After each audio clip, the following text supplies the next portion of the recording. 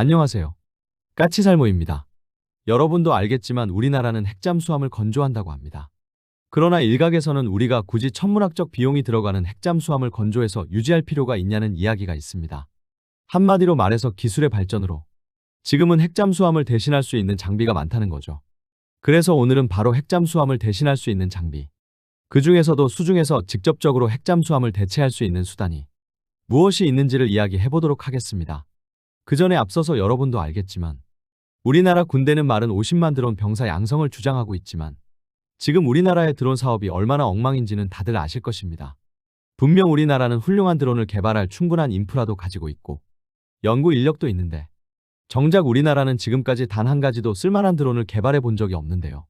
그래서 지금 전투기까지 판매하고 있는 나라가 정작 군사용 드론 판매 실적은 거의 제로에 가깝습니다. 그런데 웃기는 건 지금 우리의 드론 사정이 너무 엉망이라 특수전용 드론 등 일부 드론을 해외에서 구매하는 걸 추진하고 있는데 정작 지금 해외에서 도입하는 것도 제대로 이루어지지 않고 있습니다. 현재 우리나라는 북한에 대한 응징 능력 강화를 위해서 특수부대를 위한 각종 신규 장비를 도입하고 있고 그 중에서는 특수작전용 정찰 드론과 그리고 대물 타격 드론도 있는데요. 그런데 웃기는 이야기이지만 우리는 지금 국방비를 대폭 증액하고 있는데 특수작전용 대물 타격 드론 사업은 정작 예산이 삭감되었습니다. 그럼 국회에서 왜 이 사업에 예산을 삭감했냐라고 한다면 이 사업에는 지금 미국의 스위치 블레이드 600과 이스라엘의 히어로 120이 후보인데요. 그리고 이번 사업에는 296억이 책정되어 있고 그래서 내년도에 예산이 편성되어서 내년부터 바로 도입한다고 되어 있습니다.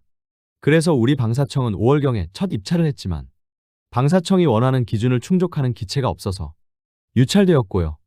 그리고 7월에 재공고를 해서 8월인가 재입찰을 했지만 이번에도 유찰되었습니다. 그래서 다음 입찰은 내년도 1월경에 이루어진다고 하고요. 그래서 올해 사업자를 정하고 내년도에 무인기를 도입한다는 목표를 달성할 수 없게 되었기 때문에 내년도 예산이 삭감이 된 것입니다. 그럼 왜 방사청의 요구를 충족하는 기체가 없느냐라고 했을 때 정확한 이유는 저도 모르지만 대충 결론은 우리 방사청이 요구한 가격에 업체들이 불만을 가지고 있는 것으로 알고 있습니다. 그래서 방사청이 요구한 옵션 등을 일부 빼버린 것 같습니다. 그래서 유찰된 건데요. 이 사업은 미국의 스위치 블레이드는 FMS로 그리고 이스라엘의 히어로는 일반 상업거래 방식이라 방식의 차이로 인한 공급 가격 문제도 있는 것 같고요. 아무튼 그래서 원래는 내년인 2026년도에 도입하기로 했던 게 지금은 무산되었습니다. 한마디로 돈 주고 사오는 것도 제대로 못하고 있다고 할 수 있습니다. 그래서 지금 우리나라에서 가장 기대가 되는 무인기 사업은 누가 뭐라고 해도 바로 한화와 미국의 제너럴 아토믹스사가 공동으로 추진 중인 한국판 모하비 무인기 개발 계획인데요. 결론은 우리는 지금 외국에서 무인기를 사오는 것조차도 제대로 못하고 있고 그리고 우리나라에서 무인기를 개발하는 것도 못한다면 그냥 외국의 무인기 전문 업체가 개발한 무인기의 설계와 기술을 우리나라에 들여와서 국산 무인기를 만드는 방식이라도 해야 한다고 생각을 하고요. 그 대표적인 사례가 바로 모하비 무인기입니다. 그리고 지금 한화에서는 이 한국판 모하비를 내년인 2027년에 첫 기체를 완성하고 2028년에 첫 기체를 인도한다고 하는데요. 한화와 제너럴 아토믹스에 따르면 이 무인기는 전 세계적으로 600대의 수요가 있다고 주장을 하고 있지만 역시 첫 구매국은 우리나라가 될 거라고 하고 있습니다. 한마디로 우리나라 한국군이 첫 고객이 될 거라는 것입니다. 그리고 이 무인기는 사실상 미국의 제너럴 아토믹스사가 개발을 해주고 우리 한화에서 생산을 하는 거지만 국산화율은 70%가 넘는다고 합니다. 한마디로 말해서 개발만 미국 회사가 해주는 것이고 주요 핵심 부품은 대부분이 우리나라 제품이라는 것입니다. 솔직히 지금 같은 상황에서는 우리나라에서 쓸만한 무인기를 개발하지 못한다면 이런 방식이라도 무인기를 개발해야 한다고 생각을 합니다. 결론은 우리나라에서 개발하는 무인기들은 성능적으로 너무 낙후되어 있고 그렇다고 외국에서 필요한 무인기를 전량 구매할 수도 없는 상황이니 우리나라가 처한 상황에서는 이게 그나마 가장 나은 방법이 아닐까 합니다. 아무튼 어째 우리나라는 무인기 이야기만 나오면 이 모양 이 꼴일까요? 이제 하다 국산 무인기도 제대로 못 개발하더니 외국에서 무인기를 수입하는 것도 제대로 못하고 있으니 말이죠. 그럼 이런 이야기는 여기까지 하고 핵추진 잠수함 이야기로 돌아와서 솔직히 말해서 저는 핵추진 잠수함 도입을 적극적으로 찬성을 하고 있고 그래서 핵추진 잠수함을 대신할 장비에 대해서 굳이 이야기하고 싶지는 않습니다. 아니 그리고 지금 시점에서 핵추진 잠수함의 대체제를 이야기한다고 그 이야기를 좋아할 사람이 있겠습니까? 물론 핵추진 잠수함의 건조 비용은 엄청나게 비싸고 건조비뿐만 아니라 핵추진 잠수함은 유지하고 폐기하는 수명 주기 비용도 엄청나게 많은 돈이 들어갑니다. 그래서 웬만한 국가들은 핵잠수함을 보유하고 유지하는 국방비를 감당할 수가 없습니다. 대표적인 경우가 영국인데요. 영국은 지금 공격 핵잠수함 6척과 전략 핵잠수함 4척을 유지하고 있으며 지금은 전략원자력 잠수함의 수명이 다 되어서 차세대 전략원자력 잠수함인 드레드노트급을 건조하고 있는데요. 문제는 영국은 지금 핵잠수함의 건조비를 감당하지 못해서 너무 많은 문제를 일으키고 있다는 점입니다. 그래서 영국은 수명이 다 된 핵잠수함을 제대로 폐기하지도 못하고 항구에 방치하는 등 핵잠수함을 운용한 지 수십 년이 지났지만 아직까지도 정상적인 핵잠수함의 수명주기 시스템도 마련을 하지 못하고 있는 실정입니다. 그래서 그런 점 때문에 이런 고가의 핵잠수함을 우리가 도입할 필요가 있냐는 이야기가 많고, 그래서 이런 고가의 핵잠수함을 도입하기보다는 다른 대안을 찾아야 한다는 사람들도 분명히 있습니다. 그럼 핵추진 잠수함을 대체할 수 있는 대체 수단이란 무엇이 있을까요? 지금 시점에서 핵추진 잠수함을 대체할 수 있을 거라고 여겨지는 대표적인 대체제는 바로 리튬전지 잠수함과 그리고 초대형 무인 잠수정이 있습니다. 기본적으로 핵추진 잠수함의 장점을 거의 무한하게 수중에 머물 수 있다는 점을 이야기하지만 지금 이미 우리의 장보고 3급도 수중에 머물 수 있는 기간이 근 한 달에 달할 정도로 이제는 디젤 잠수함도 상당히 오랫동안 수중에 머물러 있을 수 있습니다. 그래서 어떻게 보면 수중에서 오래 머물러 있는 것 때문에 굳이 핵잠수함을 도입할 필요는 없습니다. 그럼 핵잠수함이 필요한 이유는 무엇이냐라고 했을 때 핵잠수함이 필요한 진짜 이유는 역시 수중에서 지속적으로 고속의 속도를 유지할 수 있다는 점입니다. 우선 기본적으로 디젤 잠수함의 최대 속도가 평균 20노트대라고 한다면 핵잠수함의 최대 속도는 30노트대입니다. 그리고 핵잠수함은 작전 기간 내내 수중에서 30노트의 속도를 유지할 수 있습니다. 그에 반해서 디젤 잠수함은 수중에서 20노트의 속도도 1시간을 유지할 수 있는 게 다입니다. 그래서 디젤 잠수함은 수중에서 적 핵잠수함을 추적할 수 없으며 만일 북한이 핵잠수함을 건조한다면 절대로 디젤 잠수함으로는 핵잠수함을 추적할 수가 없습니다. 그리고 굳이 적 핵잠수함을 추적하는 문제뿐만 아니라 적의 항공모함 등 수상함들도 대부분이 최대 속도가 30노트가 넘기 때문에 디젤 잠수함은 항공모함이나 수상함도 추적하는 게 불가능합니다. 그래서 디젤 잠수함이 주로 쓰는 방법은 적 수상함이나 잠수함이 지날 것으로 예상되는 길목에 매복을 하다가 적 수상함이나 잠수함이 지나갈 때 공격하는 방식을 사용합니다. 그에 반해서 핵잠수함은 적 잠수함이 지나갈 때 매복했다가 공격할 필요가 없이 그냥 적 잠수함이나 항공모함을 지속적으로 추적해서 공격을 할 수 있습니다. 그래서 바로 이 부분 때문에 핵잠수함이 필요하다고 하는 건데요. 문제는 지금은 디젤 잠수함도 리튬 배터리를 사용해서 수중에서 최대 속도를 유지하는 시간을 대폭 늘렸다는 점입니다. 여러분도 알겠지만 우리나라는 이번에 진수한 장보고3 배치2급인 장형 실험부터 배터리로 납축전지가 아니라 리튬 배터리를 사용하는데요. 그로 인해서 장형 실험은 기존 디젤 잠수함이 수중에서 최대 속도를 1시간을 유지할 수 있는 것에 반해서 무려 3시간 동안 최대 속도를 유지할 수 있다고 알려져 있습니다. 한마디로 말해서 리튬 배터리의 사용으로 수중 추적 능력이 3배로 증가한 건데요. 그런데 문제는 장형 실험은 기존의 장보고3 배치1의 설계를 바탕으로 여기에 리튬 배터리만을 탑재한 구조입니다. 그로 인해서 장형 실험은 리튬 배터리에 적합하게 함선의 설계를 최적화하지 못했습니다. 그래서 아예 처음부터 잠수함의 설계를 다시 해서 잠수함을 리튬 배터리의 최적의 구조로 만들 수가 있다면 리튬 배터리의 에너지 밀도는 지금의 1.5배에서 2배 정도가 나온다고 합니다. 한마디로 리튬 배터리만으로도 최대 속도를 무려 6시간을 유지할 수 있다고 합니다. 여기에 더해서 지금 우리의 장형 실험의 리튬 배터리 셀은 우리나라의 삼성 SDI의 자동차용 배터리 셀을 가지고 와서 한화에어로스페이스에서 잠수함용으로 만든 배터리인데요.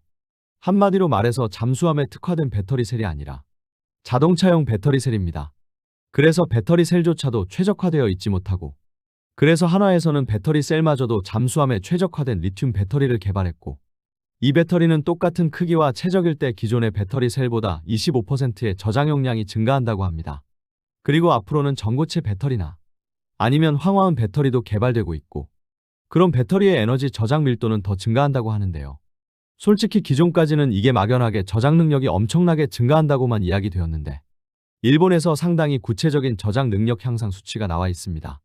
일본의 전문가들 말에 따르면 소류급의 전고체 배터리를 적용하게 되면 5노트의 속도로 2094시간을 수중에서 항해할 수 있고 그리고 15노트의 속도로는 90시간을 항해할 수 있으며 디젤 잠수함의 최대 속도인 20노트의 속도로는 39시간을 항해할 수 있다고 합니다. 물론 이 수치는 말 그대로 이상적인 수치이고 그래서 실제 잠수함에 적용했을 때는 당연히 더 낮아지겠지만 분명한 건 디젤 잠수함이 수중에서 하루 이상을 최대 속도로 항주할 수 있다는 이야기로.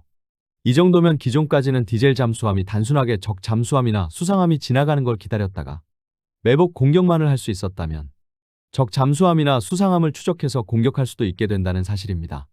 더욱이 우리나라의 바다는 상당히 협소하고 현실적으로 우리가 핵잠수함을 보유한다고 해도 우리의 핵잠수함도 이 이상의 에너지는 필요하지 않다는 거죠. 그래서 굳이 우리가 비싼 비용을 들여서 핵추진 잠수함을 건조할 필요가 있냐는 이야기가 나오고 있는 것입니다. 여기에 더해서 저는 핵잠수함의 대체제로 무인 잠수정을 꼽고 있는데요. 여러분도 알겠지만 우리나라는 대잠수함용 무인 잠수정을 개발하고 있고 이 잠수정의 크기는 전장 7.1m에 폭은 1.3m나 되며 솔직히 이 정도의 대형 무인 잠수정, 그것도 적 잠수함을 탐지하고 공격할 수 있는 대잠용 무인 잠수정을 개발하는 나라는 손에 꼽습니다. 제가 알기로는 미국과 중국 그리고 일본과 호주뿐인데요. 우리의 무인 잠수정은 3에서 5노트의 속도로 최대 30일까지 작전이 가능하며 이 정도이면 북한의 주력 잠수함인 300톤급 이하의 소형 잠수함을 추적하는 데는 아무런 문제가 없습니다. 북한의 상어급 잠수함 정도의 소형 잠수함은 3에서 5노트 정도로 일주일 정도를 작전하는 게 다이기 때문에 북한의 상어급까지는 얼마든지 추적 섬멸할 수 있습니다. 그래서 제가 보기에는 실질적으로 북한이 대형 잠수함이나 아니면 핵잠수함을 배치할 가능성이 별로 없는 서해에서는 우리나라가 굳이 유인 잠수함을 배치할 필요도 없다고 봅니다.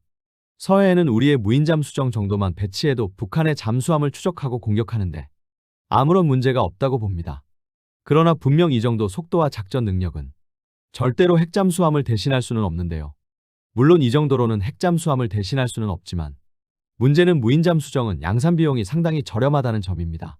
지금 우리나라의 장보고 3급 한 척의 척당 건조 비용이 1조 원이 넘습니다.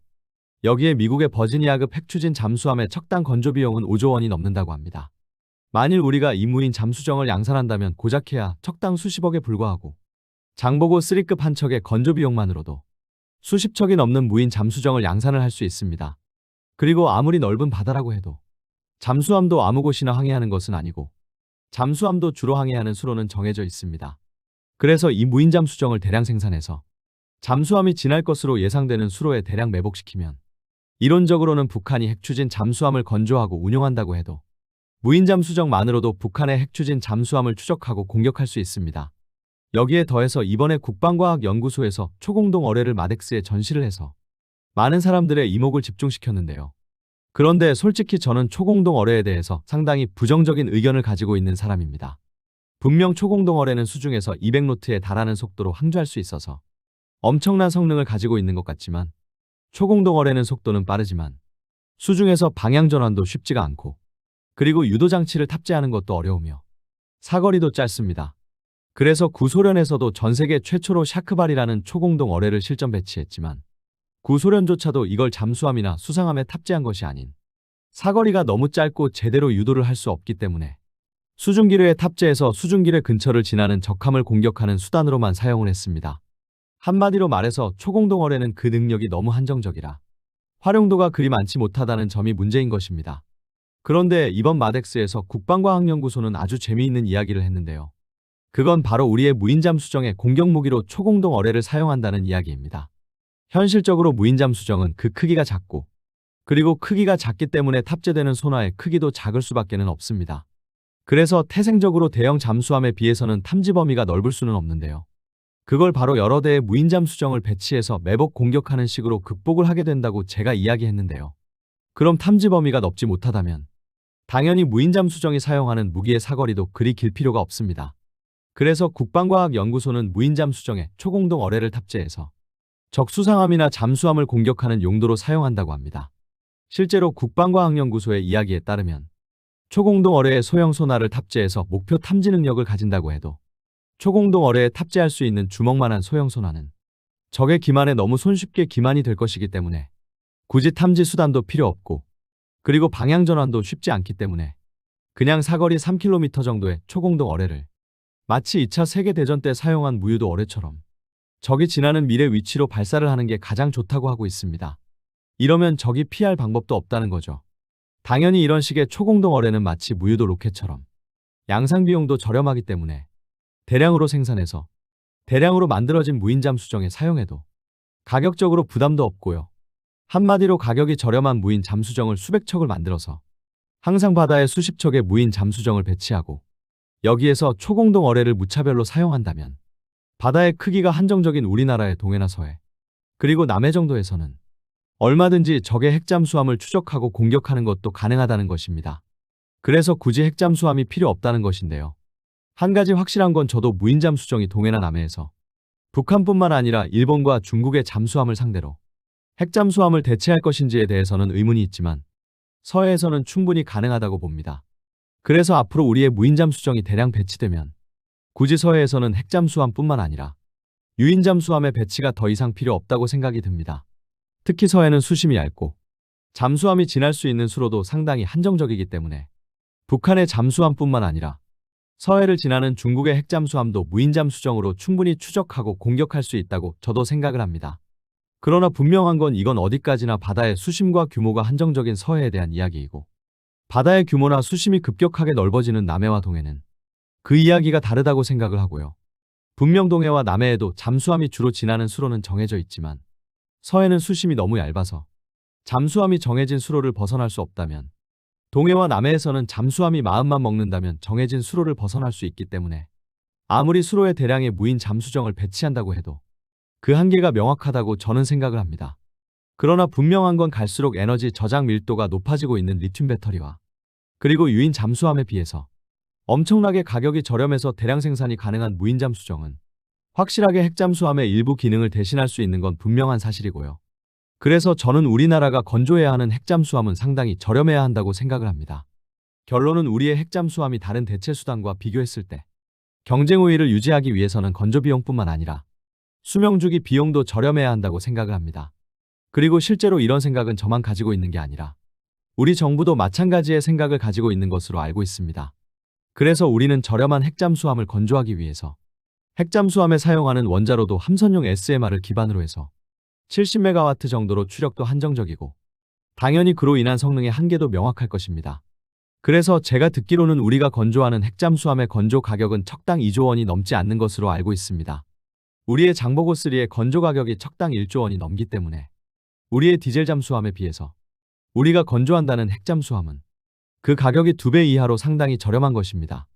여기에 더해서 핵잠수함의 최대 문제는 영국의 사례처럼 건조하는 것뿐만 아니라 유지하고 그리고 폐기하는 수명 주기 비용이 엄청나게 비싸다는 점입니다.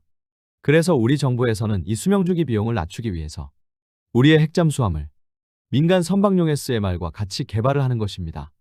결론은 우리의 핵잠수함은 잠수함에 사용되는 원자로의 제작부터 시작해서 원자로의 유지와 폐기까지 바로 민간 선박용 SMR과 공동으로 해서 비용을 절약하려는 것입니다. 한마디로 말해서 지금 갈수록 핵잠수함을 대체할 수 있는 대체제의 기술은 발전을 하고 있고 능력도 높아지고 있습니다. 그렇기에 우리의 핵잠수함은 이런 대체제들과 경쟁을 해서도 경쟁력을 상실해서는 안 되고 그래서 건조 비용과 유지 비용을 파격적으로 절약해야 하는 게 사실입니다. 한마디로 말해서 핵잠수함도 핵잠수함 나름이라는 것입니다.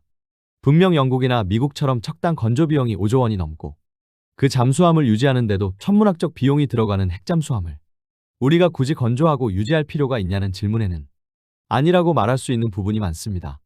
그러나 우리가 개발하고 건조하려는 핵잠수함은 그 건조 비용과 그리고 유지 비용이 미국 등에 비해서는 절반도 들지 않기 때문에 그 대체 수단에 비해서 충분한 경쟁력을 가진다고 저는 봅니다.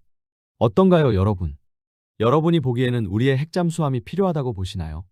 이상 영상 봐주셔서 감사합니다.